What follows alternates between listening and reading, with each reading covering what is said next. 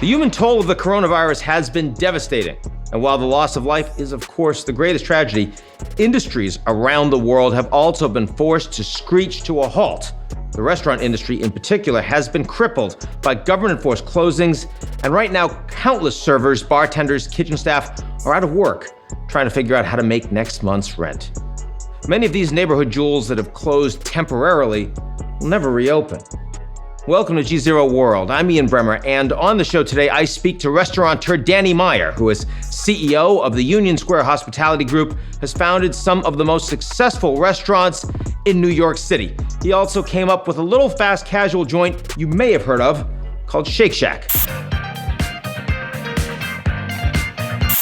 Never order fish on a Monday.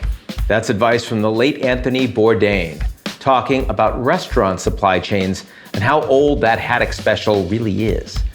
Ultimately, restaurants had to respond and up their game. Margins are tight for hospitality groups and their suppliers, and even the slightest cultural shift can have seismic effects on the people who work in them. Remember this? And if they want to drink Merlot, we're drinking Merlot. No, if anybody orders Merlot, I'm leaving. I am not drinking any Merlot. Merlot sales dropped by more than 2% after that little performance by Paul Giamatti in the movie Sideways. Things are that sensitive. But what's happening now is on a different planet. Coronavirus has changed the math for every sector of the economy. And it's been an atom bomb dropped on hospitality. In a recent call with reporters, a major hospitality trade union said it soon expects up to 90% of its 300,000 members to be jobless as a result of the virus. In Seattle, thousands have already been laid off, with restaurants vacant and less than 10% of hotel rooms showing occupancy. In Nevada, Governor Steve Sisolak ordered a full shutdown of all the state's hotels and casinos. And right here in Gotham, where close to 500,000 New Yorkers work in leisure and hospitality jobs, the outlook is especially grim. Waiters and waitresses, bartenders and cooks, and even Broadway ushers who work with few benefits and fewer protections are confronted with lost income and unaffordable rent. The city says it's expecting an 80% decline in restaurant sales over the coming 6 months. That might be optimistic. Up to 7 million restaurant jobs could disappear nationally in the next 3 months, according to one union estimate, and that's just one sector of one country. The effects on the global economy will be even more profound as job losses expand and supply chain disruptions become ever more apparent. In China, the world's second largest economy is staring down its sharpest contraction in decades. In Italy, the region housing the nation's financial hub remains hardest hit by the virus. Their streets are empty, towns are quarantined. As nations across the globe look inward, Washington has shown little interest in quarterbacking an international response. The focus is America first. And when it comes to America's workforce, hospitality is among the first to feel Corona's economic weight.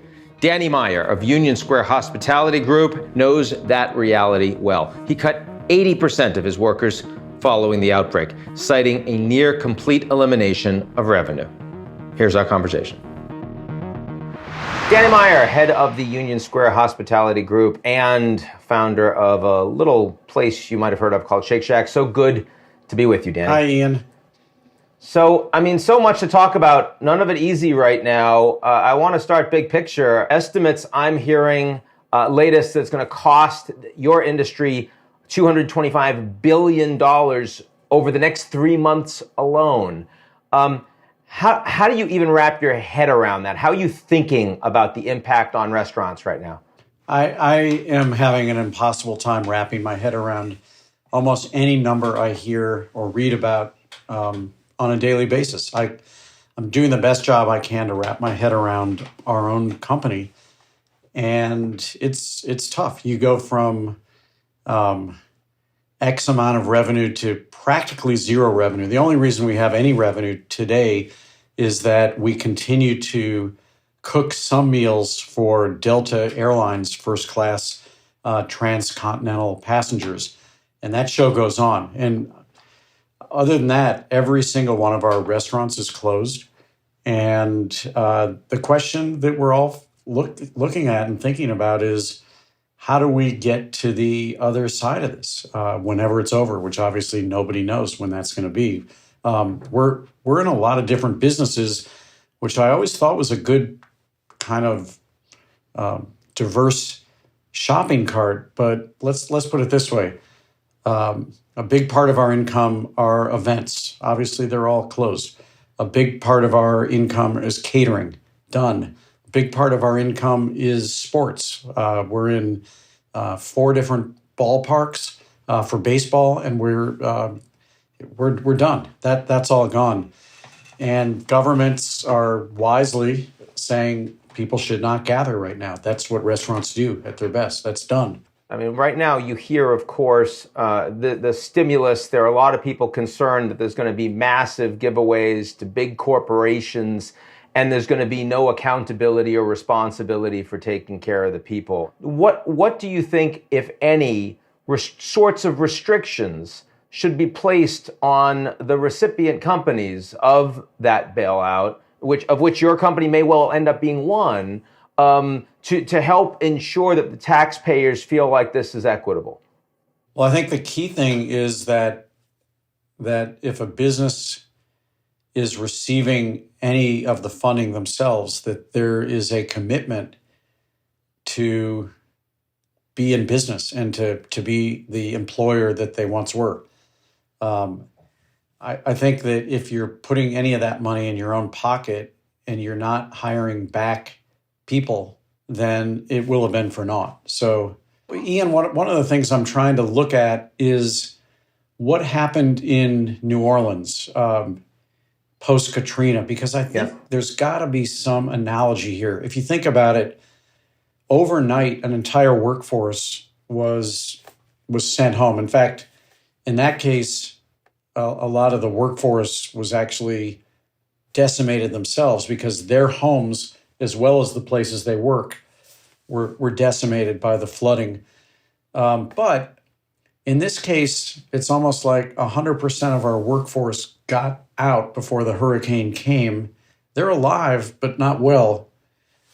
But what role did government play, A, to take care of people, the workers, and what role did government play in terms of remediating the hurricane damage and the mold so that the businesses could get back? Because it took that system to make it happen. And I feel like this country has had almost like the neutron version of a hurricane, which is we can't see it, but it's there. And somehow I know we'll figure this thing out. I just know in my gut that it starts with a healthy workforce. And then I think businesses committing to hiring that workforce back. My career goes back to 1985. So I've seen a number of good days and I've seen some tough days. 1987, I thought we were out of business for good. I was a 2-year restaurateur. I was 28 years old that year. And I said, that's the end with the market crash. And then 1991, after the Gulf War, same thing, recession. 1997, obviously 2001 with 9/11. And each time, what was amazing to me as a restaurateur, each one of those crises felt like the end. Like, how are we ever going to come back from this? People are depressed. It's dangerous. No one's going to come back. And somehow with each one of those crises, we got through it. Like every crisis you face, this is the biggest one because you've never faced this one before. Absolutely. In the city. But we overcame that and we said, the best thing you can do is be with friends, be with people you love. And restaurants uniquely provide that opportunity. So, Ian, here's the thing. Today, I can't tell people to come out to eat. And so I don't have that stimulus. I believe we will get back to this. I really believe we're gonna weather this one. But I do know that a number of restaurants that exist today, there's 660,000 restaurants in America. And while we don't get the attention, say, that the auto industry does or the airline industry does, where everybody can wrap their heads around, oh, these are the 4 major air carriers, or these are the 6 major auto companies. 660,000 disaggregated restaurants. Yep. Either the second or third largest employer after government in the United States. About 10% of employment in the United States is attached to the restaurant. And this is a big deal. And think about the ripple effects of that in our economy. I'm going to guess I've been hearing anything from 50 to 75% of all restaurants are going to go out of business. I'm having a tough time believing that. But here's what I know. No one's going to stop eating because that's a physiological need. And I also believe that people are not going to stop finding ways to gather because I think that is a deep human emotional need. You've eliminated tipping from all your restaurants. You were the first to do that in the States, paying your employees a living wage. I mean, I wonder, to what extent, I know this is a tough question, do you think that those measures might have made your company more vulnerable, less resilient with this sudden shock? Oh, I actually think to the contrary, and I'll tell you why. If you take 2,000 layoffs, for example, which happened last week in our company, and let's take the hourly workers who were front of the house employees, who, if they had been tipped employees, their unemployment claim would have been dramatically lower than what our laid off employees are able to claim. Why? Because in this country, there is a separate and lower minimum wage for tipped employees. Yep. Dramatically lower in some cases. In some half of the states in this country, the adjusted minimum wage is $2.13 an hour. Imagine going to unemployment and saying, here's my W-2, and I'm really sorry I didn't declare all those cash tips, but here's my W-2. What do I qualify for? And I qualify for some percentage of a W-2 that shows $2.13 an hour minimum wage. Now take an employee who did not work in a tipped house, who was obviously paid an hourly wage as close to what the full tip would have been anyway. Those people are in much better shape. And my guess is for the first time, they now see why this was a really important thing for people to do that. I want to ask one thing about Shake Shack. I know that the chain is not part of Union Square Hospitality Group. It's run independently, but you founded it. And I'm wondering, just your views on their capacity to stay open throughout this crisis. They can do takeout and delivery. Do you have any sense of that? Well, I know that Shake Shack is a tremendously athletic group of people, and they're trying everything they can, just like every good business in the country, to keep people employed as long as possible, as safely as possible, and to serve people food. Food provides comfort. And Shake Shack last week announced that 1,000% of all their restaurants, whether they happen to be in states that had mandated no gathering or not, would be serving food from the curb. So what do you think New Yorkers can do and Americans across this country on a personal basis? We've talked about what the government can and needs to do to help all these out-of-work service workers, small neighborhood bars, restaurants over the coming months. They mean so much to the fabric of society. You have any ideas? Well, once it's safe, and I keep saying once the green light goes on, and God knows what authority is going to state that. I would just say patronize as many places as you can. Look, when we lose a day, we lost the day. It's not like, if I can't get a haircut tomorrow, my barber knows that she's still going to see me 2 days from now or 3 days from now. So she doesn't lose the sale. But when a restaurant or a restaurant worker loses a day, they lost the day. It's gone. And so really the only thing that I could suggest is just remember that. And if you're going to a restaurant that accepts tips, be extra generous when they reopen. If you're going to a restaurant that doesn't accept tips, go there twice as often as you used to. One thing that I know a lot of people are doing, in fact, we've been doing it ourselves, is selling a lot of gift cards, because every time we have some money, it's another reason that we may stay open for another day. Our business may stay open. What we've been doing at the outset, for 1 week, we made a commitment to give 100% of all gift card revenues to a brand new 501c3 employee relief fund that we just set up called Hugs for USHG.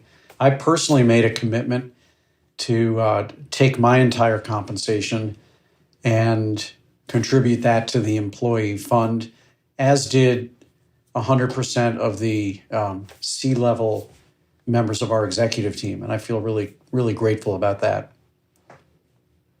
So maybe one question before we wrap up, Danny, about just society at large. I mean, we've talked so much about the restaurant industry.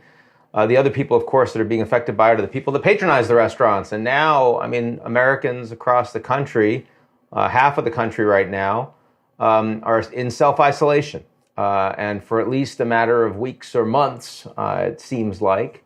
What do you think we should do to replace the companionship, the social belonging that restaurants have been providing us every day? Smile a whole lot more. I keep trying to remind myself. My wife reminds me of that all the time. These are days when there's a lot of bad news, there's a lot of scary news, there's a lot of anxiety, there's a lot of fear. And I do think that, the root of the word hospitality is actually hope. And those of us in this business cannot wait to get back to serving that hope. Be well, and thanks for the strong. I cannot wait to share a meal with you. I cannot wait. Looking forward to it, Danny. Okay. Be good. Yeah. Next up is a view from the people in hospitality who are living this crisis, concerned both for their own well-being and that of their wallet. The COVID pandemic has turned America's restaurant hotspots into ghost towns. This is Paul in New Orleans, Louisiana. I am a restaurant worker. I am a server. My name's Lee. I'm a cook at a diner in Delaware. We have shut down to takeout only. Hi, my name is Halo, and I work here as a bartender here in Seattle, Washington. I am really worried about all the restaurant closures.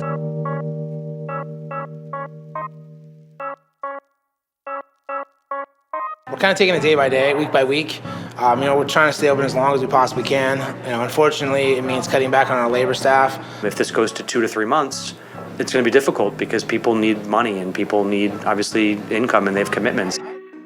Our sales dropped by over 60% and continued to drop to the point where we were forced to make the difficult decision to close permanently. We had to shut our bar down and move to minimal operation staff. We're also going to start doing to-go food, more to-go food, I should say. We provide a very necessary service that is you can't just replace. Here's some sandwiches for you. They're just